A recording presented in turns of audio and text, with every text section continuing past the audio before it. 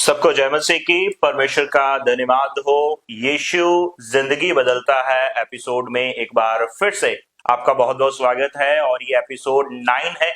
यीशु बहुत अद्भुत रीति से हमारी जिंदगी को बदलते हैं जब हम उन्हें जानते हैं, जब हम उनके कार्य को जानते हैं, जब हम उनकी जिंदगी को जानते हैं तो वो हमारे जिंदगी में, हमारे बिहेवियर में जो है वो काम करते हैं। और आज का ये एपिसोड बहुत ही स्पेशल होने वाला है क्योंकि आज हमारे साथ खुदा के आदरणीय दास पास्टर शुभम सिंह चारक जी हमारे साथ हैं। हम इनसे बात करते हैं, आइए जानते हैं कि कैसे प्रभु यीशु मसीह को इन्होंने जाना और यीशु मसीह ने इनकी जिंदगी को बदला और आज एक खुदा के सेवक के रूप में ये कार्य कर रहे हैं और बहुत सारे लोगों को यीशु मसीह के प्रेम के बारे में जो है ये बता रहे हैं। आइए इनसे जानते हैं। पास्टर जी, बहुत बहुत स्वागत है आपका और जय मसीह की। जय मसीह जी, शुरुआत हम यहीं से करेंगे कि यीशु मसीह ने कैसे आपकी जिंदगी को बदला, या मैं कहूं कि कैसे यीशु मसीह ने आपकी जिंदगी में दस्तक दी। आपने यीशु मसीह को जाना, यीशु मसीह की लाइफ को जाना और उसके बाद आपने अपनी जिंदगी को जो है वो यीशु मसीह को दे दिया। Thank you so much. एक बार फिर से जय मसीह की और परमेश्वर का धन्यवाद देते हैं सुंदर समय के लिए जो आपके साथ एक बातचीत करने का मौका मिला। और उसी के साथ जैसे आपने बोला यीशु जिंदगी बदलता है, वाकई में सही बात है। वचन में लिखा परख कर देखो और जानो कि यहोवा कितना भला है। तो जिसने परमेश्वर को परख लिया, चख लिया, और हमेशा उसकी जिंदगी बदलेगी। नो डाउट है, डाउट इसमें एक शक का भी नहीं है, मतलब कि एक बात का भी नहीं है कि जिंदगी बदलेगी कि नहीं बदलेगी। 101% मैं लिख के देता हूँ बदलेगी। लेकिन अगर चखा है सही तरीके से तो उसी तरह से मैं अपनी गवाही अगर मैं आपको बताऊं तो मेरे मम्मी पापा ने भी यहोवा को चखा। और यहोवा को चखने के बाद जिंदगी बदल गई, हमारे परिवार के हालात बदल गए। और हालात इस प्रकार से थे कि मेरी मम्मी के अंदर दुष्ट आत्मा आती थी। जहाँ ऐसे कह लूं कि मेरी मम्मी के अंदर मेरी खुद की दादी आती थी। तो जब उसका आना मेरी मम्मी के अंदर होता था तो मेरी मम्मी को अकेले छोड़ना हमारे लिए बहुत दिक्कत हो जाती थी। हम फादर साहब को भी, मैं, मेरी छोटी बहन और मेरे से जो बड़ी बहन है वो, और मेरे से जो सबसे बड़ी बहन है उसकी तब शादी हो चुकी थी। जी। तो हम दोनों बहनों को, मम्मी को संभालना बहुत मुश्किल हो जाता था। तो अगर मैं आपको बताऊं तो जहाँ पे लोगों ने बोला वहां पे हम लेके गए। मतलब जहाँ किसी ने सजेस्ट किया, जब इंसान मुश्किल में होता है तो हर एक दरवाजा नॉक करता है। हर एक दरवाजा नॉक करता है। आप समझ लो कि हमने किया। हमने कोई दरवाजा नहीं छोड़ा होगा, मतलब पापा ने कोई दरवाजा नहीं छोड़ा होगा, हमारे परिवार वालों ने कोई दरवाजा नहीं छोड़ा होगा जहाँ से मम्मी को आराम मिल जाए। वहां से मिलता था आराम? नहीं, बिल्कुल नहीं मिलता था। हालांकि जब मैं खुद देखूं तो और ज्यादा प्रभाव, मतलब कि और ज्यादा परेशानी हमारे परिवार में आ जाती थी। तो जब मम्मी के अंदर दादी आती थी या वो आत्मा जब आती थी तो हाँ, घर के हालात टोटली चेंज हो जाते थे। और हमें मतलब कि संभालना बहुत दिक्कत हो जाती थी कि हम कैसे संभालें, हम कैसे पकड़े। पकड़ने में बहुत मुश्किल हो जाती थी। हम इतने बड़े थे नहीं, मैं इतना बड़ा था नहीं, मैं छोटा था। क्या एज रही होगी आपकी उस समय? मेरी एज तब रही होगी आप लगा लो 5-6 साल। 5-6 साल? 7 साल ऐसे कुछ, ऐसे आप लगा लो। काफी बच्चे उस टाइम थे आप। तो मेरी जो सेंटर वाली बहन है उसने ज्यादा ये महसूस किया हुआ है। तो ये करते करते जहाँ पे लोगों ने बोला, जैसे आपने बोला, जो लोगों ने सजेस्ट किया हम वहां पे गए, सब किया, लेकिन नहीं मिला, कोई आराम नहीं मिला। फिर एक दिन क्या हुआ कि हमारे घर के बिल्कुल ही सामने रेंट पे एक सरदार अंकल रहते थे। वो चर्च में जाते थे, पास्टर जूजे जॉर्ज के पास, कंजवानी में। तो उन्होंने एक बार बोला कि आपको हमने गलियों में भागते हुए देखा है, मम्मी को पकड़ते हुए देखा है। मेरे फादर साहब को बोला कि आपकी बीवी को मतलब कि भागते हुए, पकड़ते हुए हमने देखा है। आप इतनी परेशानी से निकल रहे हो तो एक काम करो, एक दिन चर्च में जाके देख लो। क्या पता वहां से कुछ आराम मिल जाए, कुछ फर्क पड़ जाए। एक होता है ना, मतलब कि किसी को सजेस्ट करना। जैसे मैंने आपको बोला, जैसे पहले मैंने आपको बोला कि लोगों ने जहाँ पे सजेस्ट किया हम गए, जी, कैजुअल वैसे ही एडवाइस। चर्च के लिए हमें भी कैजुअल इनविटेशन मिला। ओके। तो फादर साहब गए, जी। मम्मी भी गई, हम भी गए।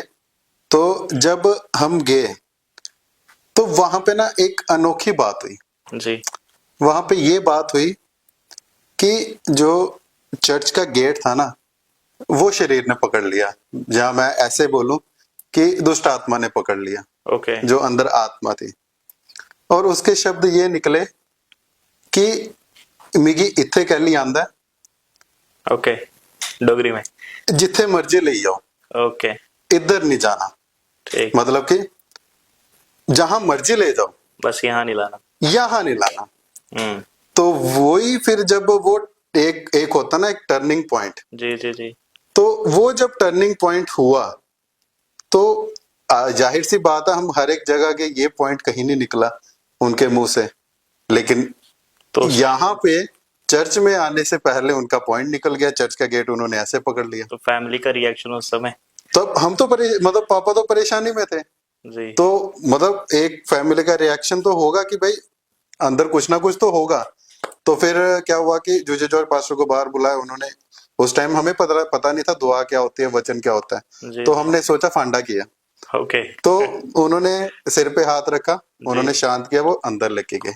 ठीक। तो अंदर जब लेके गए तो मुझे लग रहा है कि 3-4 घंटे लगे होंगे ओके। रिलीफ पाने के लिए दुष्ट आत्मा से। तो जब रिलीफ मिला तो उस दिन रात को हम चैन की नींद सोए। Praise the Lord. आमीन। मतलब कि हम चैन की नींद सो ही नहीं पाते थे। ओके। तो ये कितना समय जो है ये परेशानी चलती रही जब दुष्ट आत्मा का प्रभाव रहा? ये बोनी साहब मैं आपको बोलूं, ये परेशानी मुझे लग रहा है कि मेरे बचपन से ही चल रही होगी। ओके। जब मैंने होश संभाला तो ये परेशानी चल ओके, रही थी। जैसे आपने कहा उस समय 7 साल की आपके एज, तो मतलब 4 या 5 साल हम कह सकते हैं या कि उसमें से आप गुजरे। क्योंकि दिन में कोई परेशानी नहीं होती थी मम्मी को, जी। रात को 7 बजने उनको परेशानी शुरू। ओके। और 7 बजे के बाद हम उनको अकेला भी नहीं छोड़ सकते थे। तो जब हम चर्च में एंटर हुए तो 3 घंटे लगे उनको रिलीफ मिलने के लिए। तो वो रात हमारी एक पहली रात थी जब हमने आराम से, सुकून से। मतलब कि सुकून से, जो हमने बिना, एक तो टेंशन थी कि भाग ना जाए, जी। लेकिन एक दूसरी टेंशन थी कि अभी कुछ नहीं है, कोई हलचल नहीं है, हम आराम से सो आनंद सकते से हैं, शांति के साथ सोना। आराम से शांति के साथ सो सकते हैं। Praise तो the- उसके बाद हमें ऐसा महसूस हुआ कि घर में जो हालात हैं वो मतलब कि एक सिमेट्री में आ गया, एक शांति शांति का लेवल हमारे घर में क्या है, बन गया है, बन एक गया, शांति का माहौल आ गया शांति का घर माहौल के आ अंदर। गया। मतलब कि बिना टेंशन के, बिना दिक्कत के। नहीं तो हमें ये टेंशन होती थी 7 बज गए, मम्मी कहाँ है वो ढूंढो। ओके। तो शाम को 7 बजे तक मम्मी तब स्कूल में भी पढ़ाते थे और ट्यूशन भी लेते थे। तो ओके। आर्मी एरिया में जहाँ पे भी मम्मी होती थी हमें पहुंचना पड़ता था जी जी जी। उनको पकड़ने के लिए, उनको संभालने के लिए। कोई ना जी। कोई चाहिए होता था उनको देखभाल करने के लिए। हम्म।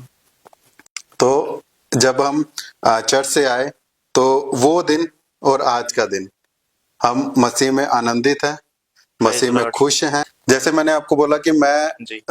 मसीह, हम पहले मसीह को जानते नहीं थे, हम दूसरी फैमिली से बिलोंग करते थे जो कि मसीह को नहीं जानते हैं। जैसे मैंने स्टार्टिंग में, मैंने जब ये शुरुआत की तो मैंने एक वचन कोट किया कि चख कर देखो यहोवा कैसा भला है। तो चखने से पहले की जिंदगी मैंने आपको बताई, और चखने के बाद की जिंदगी मैंने आपको बताई कि हम सुकून की नींद क्या है, सोए। उसके सोए। बाद The Lord, अभी hallelujah। इसलिए मैंने आपको बोला कि जिसने अच्छी तरह चखा होगा तो परमेश्वर उसको क्या करता है, ऊपर करता है। ऊपर तो उठाता है। अभी उन्होंने हमें नीचे फेंकने की कोशिश की, जी। लेकिन परमेश्वर ने हमें नीचे गिरने नहीं दिया। तो आज वही है, जो मेरी कजन सिस्टर है, जो मेरी चाची की बेटी है, वो खुद बोलती है कि मेरे भाई के लिए दुआ करो, आमीन। मेरे परिवार के लिए दुआ करो। Praise और भी मेरे जो भाई लोग हैं वो भी बोलते हैं कि हमारे परिवार के लिए, दुआ करें। हमारे मम्मी डैडी के लिए दुआ करो। इसलिए उस टाइम पे चखा था अच्छी तरह, और आज तक परमेश्वर ने हमें चलाया है। Praise the Lord. तो फिर पास्टर जी, आपने जैसे घर का माहौल बदल गया, आपने कहा एक सुकून की नींद जो है वो नहीं मिलती थी, लेकिन जब आप चर्च में गए, खुदा के दास ने दुआ की और कोई पैसा, कोई कुछ नहीं दिया, कुछ और नहीं। फ्री ऑफ कॉस्ट खुदा ने आपको वो शांति, वो आनंद, वो चंगाई जो है वो खुदा ने आपको दी। फिर आपके मन में कैसे आया कि मुझे खुदा की सेवा में जाना है, मुझे अब ये जो जिंदगी है ये खुदा के लिए जो है वो दे देनी है? इसमें मैं खुदा को जिंदगी देनी है, इसको शुरू करने से पहले मैं जी आपके पॉइंट में से एक पॉइंट उठाऊंगा कि फ्री ऑफ कॉस्ट। जी जी। तो उन्होंने हमें ये भी बोला कि पक्का सही ने इन्होंने पैसे दिते होने हैं। मतलब कि मसीह लोगों ने इनको क्या है, पैसे दिए होंगे। रीजन क्या है, हमारे घर में सिर्फ 2 कमरे थे, ओके ठीक है, ना टीवी जी। ना फ्रिज, ओके। कुछ भी नहीं। सिर्फ 2 कमरे। मसीह में आने के बाद सब कुछ जो दुनियादारी की चीजें हैं वो भी धीरे धीरे आशीषें आई। Praise Lord. तो इसलिए परमेश्वर के पीछे जब हम चलें तो परमेश्वर हमें कभी भी दुनिया की चीजों में भी हमें पीछे रहने नहीं देता। है। तो अभी मैं शुरू करूंगा कि मसीह में कैसे, मतलब कि मसीह को प्रचार करना मैंने कैसे शुरू किया। जी जी तो जब मन में आया कि नहीं कुछ है, जी जी। तो मुझे नहीं पता मेरी जिंदगी तक की तरह किसी की जिंदगी होगी या नहीं होगी। ओके। मैं 6th स्टैंडर्ड में था, तो मेरे बैग में ओके बुक्स से ज्यादा लिटरेचर होता था। ओके। उन दिनों में आपको पता है, 6th स्टैंडर्ड में? या उन दिनों में आपको पता है कि हम लिटरेचर हम बांट सकते थे। जी जी। तो मेट्रोर में जाता था, तो 6th 7th 8th का, हाँ, तो मैंने क्या किया कि मेरे बैग में बुक से ज्यादा लिटरेचर होता था, प्रेमलाल का दिल। ओके। उन दिनों में शायद आपने जी पढ़ा जी। होगा या नहीं पढ़ा अभी होगा, भी दिया जाता है। अभी भी दिया जाता है। तो प्रेमलाल का दिल होता था, तो मैं मेटाडोर में जाके देता था। मेटाडोर में कोई भी मिल जाएगा मैं उसको दूंगा। Praise एक बार मम्मी को टीचर ने फोन किया कि इसके बैग में बुक्स है ही नहीं है, ये पता नहीं छोटी छोटी किताबें लेके घूम रहा है, इसका क्या मतलब है। जी जी। तो फिर मैंने बोला मैंने सेवा के लिए जाना है। ओके। मैंने मतलब मेरा मन पता नहीं क्या हुआ, मैंने बोला मैंने सेवा के लिए जाना है। तो सेवा के लिए जब मैंने बोला तो मम्मी, मतलब अभी उनको कहा है कि ये पढ़ाई करे, पढ़े, मतलब कि सबके अपने अपने अरमान होते हैं कि ये बिल्कुल। कुछ ना कुछ बने। लेकिन मैंने बोला मैंने सेवा के लिए जाना है, मुझे बाइबल स्टडी के लिए जाना है, मुझे और कुछ नहीं करना। मैंने अपनी ये जिद पकड़ ली, मुझे जाना ही जाना है। फिर मम्मी ने बात की, तो मुझे चंडीगढ़ में 1 साल की ट्रेनिंग के लिए भेजा गया पास्टर राजन बेबी के पास, इंडियन असेंबली क्रिश्चियन। तो वहां पे जब मैं 1 साल स्टडी के लिए गया, तो स्टडी के बाद फिर मैं बिलीवर चर्च में गया स्टडी के लिए।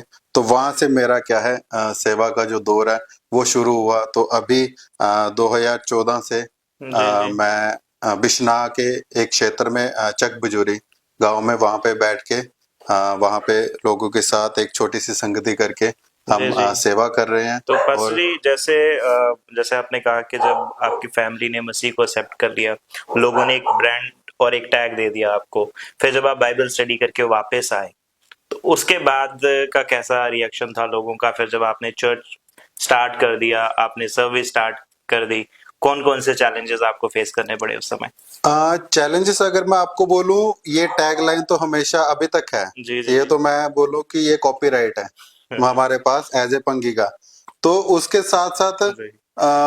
हमें क्या करना पड़ा कि हमें वहां से क्विट करना पड़ा अपना जो यहाँ से मूव करना पड़ा मूव आपको? करना पड़ा, जो हमारा रेजिडेंस था ओके। वहां से हमें मूव करना पड़ा। Just because of people just और लाइक बिकॉज ऑफ पीपल भी क्रिटिसिज्म? आप लगा लो और क्रिटिसिज्म भी आप लगा लो। जिसके कारण क्या हुआ कि लोगों के साथ जब हम कोई आता था, फिर मोहल्ले के लोग उसको कोई पादरी हमारे घर में आता था तो मोहल्ले के लोग उसको मतलब कि एक अलग नजर से देखते थे कि ये क्या हो गया, पैसे बांटने वाला बंदा आ गया। ओके। तो वैसा ना चाहते थे हम, तो हमने क्या किया, यहाँ से हमने मूव किया। तो उसका ये मतलब नहीं है कि हमने डर के साथ मूव किया, नहीं, क्या पता परमेश्वर की और कोई योजना थी हमारे जीवन में।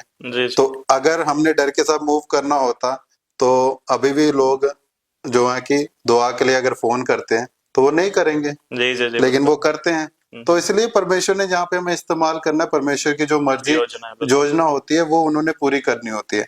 तो बाइबल कॉलेज से जब मैं वापस आया, मैंने यहाँ पे आराम से सेवकाई शुरू की। मुझे ऐसा कुछ खास चैलेंजेस महसूस नहीं हुए, क्योंकि क्या था कि ऑलरेडी सारे चैलेंजेस हम सह चुके थे, देख चुके थे। अगर तुरंत अगर मैं बाइबल कॉलेज में जाता, क्या पता आने के बाद मुझे कुछ चैलेंजेस फेस करने पड़ते, लेकिन ऐसा कुछ चैलेंजेस मुझे फेस नहीं करना पड़ा। जब हम दुनिया में देखते हैं, जहाँ जम्मू कश्मीर लगा लो या बाकी स्टेट्स लगा लो, यहाँ पे एक चीज है कि अगर हम अपनी जो विल है वो अगर परमेश्वर के साथ लेकर चलेंगे तो मुझे नहीं लगता कि कोई भी ऐसी प्रॉब्लम, कोई भी ऐसी दिक्कत हमारे जीवन के लिए या हमारी सेवकाई के लिए या मसीही होने के लिए कोई ऐसी दिक्कत या परेशानी क्रिएट होगी, मुझे नहीं लगता। पर्सनली मैं पर्सनली आपको एक बात बोल रहा हूँ, क्योंकि जो भी होता है हमारे ऊपर डिपेंड होता है। अगर हम किसी को साथ लेकर चलते हैं, अभी भी मैं जॉब करता हूँ, तो जहाँ पे मैं जॉब करता हूँ वहां पे सारे मसीह को नहीं जानते, मैं अकेला बंदा हूँ मसीह को जो जानता हूँ जहाँ पे मैं जॉब करता हूँ। लेकिन फिर भी मैं जॉब कर रहा हूँ, 3.5 साल हो गए मुझे वहां पे जॉब करते हुए। उससे पहले भी मुझे अलग जगह में, जहाँ पे भी मैंने जॉब किया, मसीह डिपार्टमेंट में मैंने कहीं पे भी जॉब नहीं किया, मतलब मसीह लोगों के बीच में मैंने कहीं पे भी जॉब नहीं किया, अन्य जाति लोगों के बीच में मैंने जॉब की है। तो उनको मैं कई बार मौका मिलता तो मैं गवाही भी शेयर करता हूँ। प्रेज। तो मैंने गवाही भी शेयर की है और लोग बोलते भी हैं वाकई में, मतलब वो ये नहीं बोलेंगे कि वाकई में मसीह काम करता है। एक बार एक ने बोला कि सुपरनेचुरल पावर है, कहीं ना कहीं वो एग्जिस्ट करती है। तो वही है जो मसीह की पावर है, जो मसीह की शक्ति है, जो हमें बचाती है। तो इसलिए हम गुलाम में थे, हम गुलामी में थे, हम स्वतंत्र नहीं थे।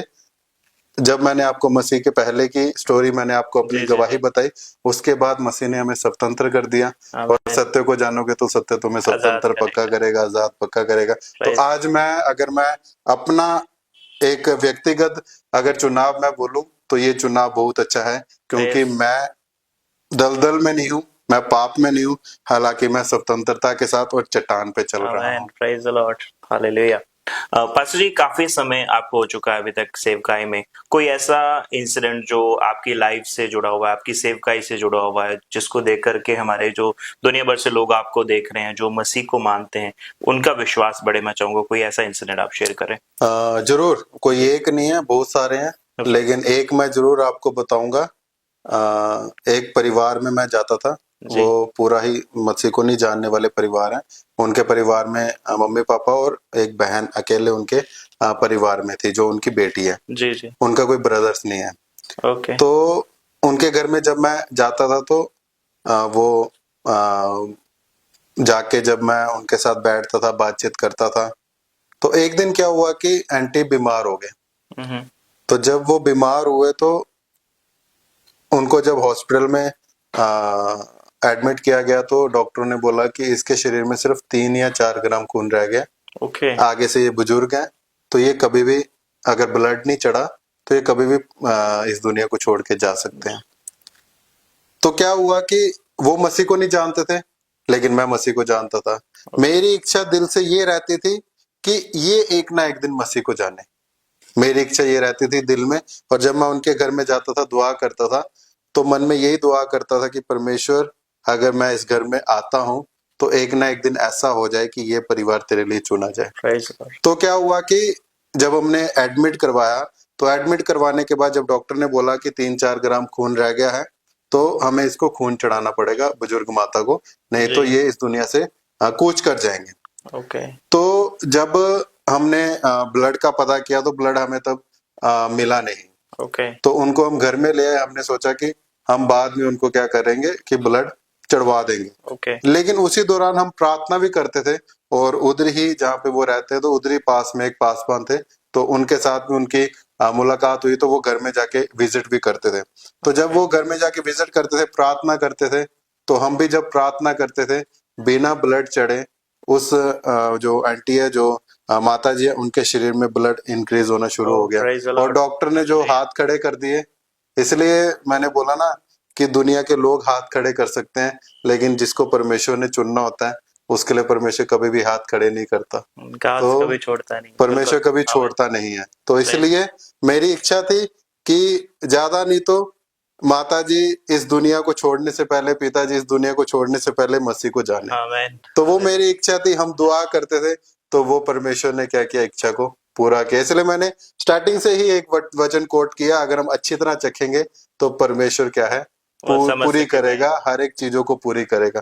तो अच्छी तरह चखने के बाद परमेश्वर ने उनको भी अपना स्वाद चखाया। तो अभी भी वो अपने जो गांव में वो रहते हैं, तो अभी भी वो वहां पे आराम से रह रहे हैं और चर्च में आराम से वो संगति करते हैं। जी जी। पास्टर एक और चीज मैं आपसे जानना चाहूंगा, काफी लंबे समय से हम भी आपको देख रहे हैं, ब्लड डोनेशन को लेकर काफी ज्यादा आपका रुझान हम देखते हैं, कई सारे कैंप्स भी आप ऑर्गेनाइज करते हैं। इसको लेकर कोई खास कहानी है जो आप बताना चाहेंगे कि इसकी तरफ आपका काफी झुकाव रहता है ब्लड डोनेशन को लेकर के? सबसे पहली चीज है गुड फ्राइडे मनाएंगे, ईस्टर मनाएंगे जी। तो एक मेरी इच्छा हुई कि यीशु मसीह ने अपना खून का बलिदान देके पूरे मानव जाति को बचाया। जी। तो हम किसी अपना अगर 1 यूनिट ब्लड देंगे तो साइंस कहते हैं कि 3 लोगों की आप जिंदगी को बचा सकते हैं। जिंदगी को बचाना हमारे हाथ में नहीं है, जी जी। लेकिन हम एफर्ट कर सकते हैं, कोशिश कर सकते हैं। अगर मेरा 1 यूनिट ब्लड अगर तीन की जिंदगी को बचा सकता है, तो क्या पता एक ना एक समय आके अगर वो गैर मसीह होगा तो क्या पता वो मसीह में भी आ जाए। और इसके पीछे की मैं आपको एक कहानी बताऊं तो मेरा एक दोस्त है, उनके जीजा जी ने मुझे एक अपनी टेस्टमनी बताई थी, मैं वो थोड़ा सा शॉर्ट में बताऊंगा। उन्होंने बोला कि पैसों की कमी नहीं थी, घर परिवार की कमी नहीं थी, मैं डॉक्टरों की कमी नहीं थी, मेडिसिन की भी कमी नहीं थी, मेरी बहन की मौत हुई है खून की कमी के कारण। अभी आप खुद सोचो, जो परिवार वो बनारस में रहते हैं, लखनऊ में ट्रीटमेंट चल रहा है और बाय एयर सफर कर रहे हैं, तो उनके पास पैसों की तो कमी होगी नहीं, है ना। उन्होंने डॉक्टरों की भी लाइन लगा दी होगी, उन्होंने मेडिकल जो भी मतलब कि डिपार्टमेंट होंगे, डॉक्टर्स होंगे, मेडिसिन होंगी, सब उन्होंने मतलब कि मैं बोलता हूँ ऐसे बिछा दी होंगी। लेकिन उनकी बहन की मौत हो गई सिर्फ और सिर्फ ब्लड की कमी के कारण। तो वो उन्होंने अपना सेवा शुरू की, वो हालांकि मसीह नहीं है, वो गैर मसीह हैं, तो उन्होंने अपनी सेवा शुरू की। तो 2019 मतलब पहले से मैं उनको जानता हूँ, लेकिन 2019 में उन्होंने मुझे अपनी ये टेस्टमनी शेयर की। तो जब उन्होंने टेस्टमनी शेयर की तो मेरे भी मन में आया कि क्यों ना, अभी मैं मसीह हूँ तो इनकी टेस्टमनी मैंने सुनी और खुदावंद यीशु मसीह ने अपना खून दिया, वो पूरे मानव जाति को बचाया, तो क्यों ना मैं भी इस काम में मैं लगूं। तो 2019 से आज तक मैं इस काम में हूँ। हालांकि मैं खुद 80 times SDP plus whole blood मैं 80 टाइम्स डोनेट कर चुका हूँ। तो परमेश्वर की दया है और परमेश्वर का धन्यवाद देता हूँ। लोग कहते हैं कमजोरी हो जाती है, लोग कहते हैं दिक्कत हो जाती है, समस्या हो जाती है, लेकिन परमेश्वर ने बचाया है। और सेवा के साथ साथ जो बाइबल की सेवा है, चर्च की सेवा है, उसके साथ साथ लोगों के बीच में एक ऐसी सेवा भी करने का मुझे मौका मिला है। और परमेश्वर से प्रार्थना है कि जब तक परमेश्वर ने रखा है तो मैं लोगों के लिए इस्तेमाल होता जाऊं और लोगों के काम आता जाऊं। जी जी बिल्कुल, ये बहुत अप्रिशिएटेड स्टेप है और जो दर्शक हमें देख रहे हैं, बिल्कुल आपको भी ब्लड डोनेशन में जो है वो कंट्रीब्यूट करना चाहिए, ब्लड देना चाहिए। और कई सारी ऐसी जिंदगियां हैं जो कहीं ना कहीं ब्लड ना मिलने के कारण जो है वो चली जाती हैं, उसमें हमें जरूर कंट्रीब्यूट करना चाहिए। पास्टर जी बिल्कुल एक अच्छा स्टेप है और आप खुदा की सेवा के साथ साथ जो एक सोशल सर्विस मैं कह सकता हूँ वो भी आप कर रहे हैं।